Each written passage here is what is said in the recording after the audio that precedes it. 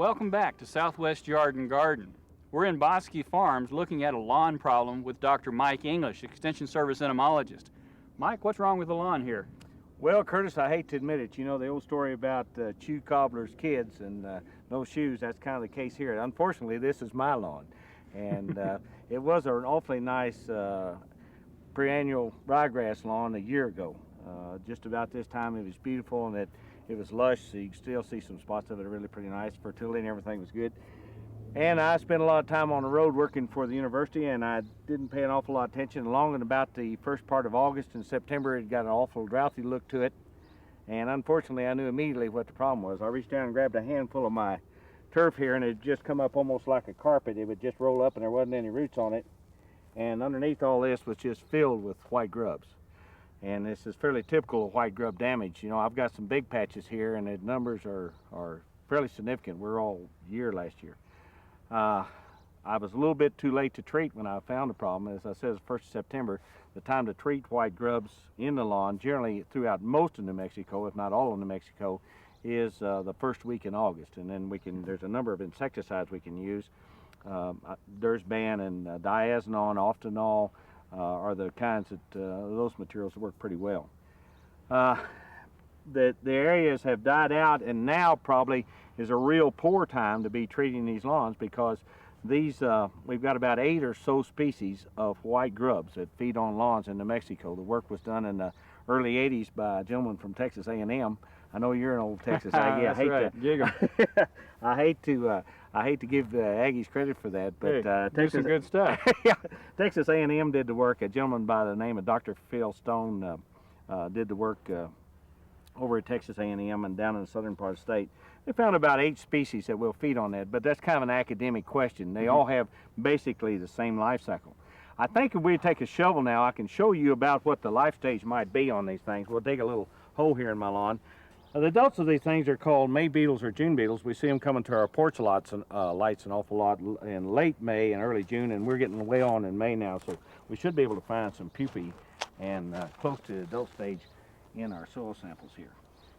And as you can see, we've struck pay dirt here. There they are.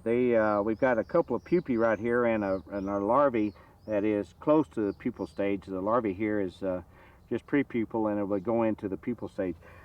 These insects have what we call a complete metamorphosis, in that they have an egg, and that egg is laid soon after they emerge in June. Latter part of June, they lay their eggs. The larvae then hatch, begin to feed on these root systems. They go through about 6 instars, and what I mean by an instar, insect has an exoskeleton. They have to cast that skeleton much like a snake would to grow, so they have to bust that exoskeleton and emerge as new larvae. They do that about 6 times in that larval stage, and then they overwinter at about a 4th instar. They'll feed a little bit in early spring, and now as I said, in late May, they're beginning to pupate, and they'll be coming out the first part of June. You know, I have an idea, if I set out on my back porch here in early part of June with the lights on at night, I'm going to be harassed by June beetles, if you will. Or some people call them June bugs, but they're actually a beetle. Well, this is what our white grub looks like. Are there other kinds of June beetles we should be aware of here in New Mexico? Sure are, Curtis. There's about 2,500 different species of these white grubs, if you will. They have a lot of different habitats. Some of them feed on fallen trees. We've got a large one, for example, up in Catherine County that feeds on fallen trees. Some of them make a living in dung piles, cow manure, that kind of thing. We've got some other pretty important ones that we see from time to time. The Japanese beetle is actually in New Mexico now. They have been trapped up around the Albuquerque area, and we've had some reports of those, and we're asking people to watch out for them, and we are getting some reports back on. But not every white grub we see is the Japanese beetle. No, these are certainly not Japanese beetle. These belong to a whole different genera. This is Cyclocephala for those who are interested in entomology. And Japanese beetle treatments wouldn't work for this, would they? No, they would not. Most Japanese beetle treatments would not work. The milky spore disease, for example, isn't very effective on this particular grub. There are others that we run into. Those people that do a lot of gardening have got a compost pile, in early spring when they go to turn it, they'll find a very large white grub in there. It's got some peculiar habits. If you were to pick it up and lay it down, you'll find one of the first things it does, it doesn't crawl on its legs like you might expect. It undulates along on its back with the legs up in the air. That's the larvae of the green June beetle. We see it an awful lot late in the year we get peaches that are damaged, or we get slime flux on a tree. They'll come in big numbers in those things, and people call about them. And they are kind of similar to the Japanese beetles, so they're confused at times. But that's another very common one. But that's a very big one, isn't it? Yeah, it's a big one.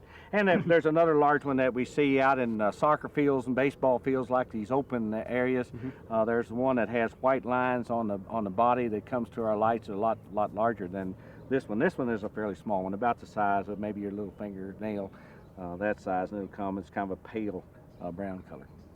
Well, thank you, Mike. You bet.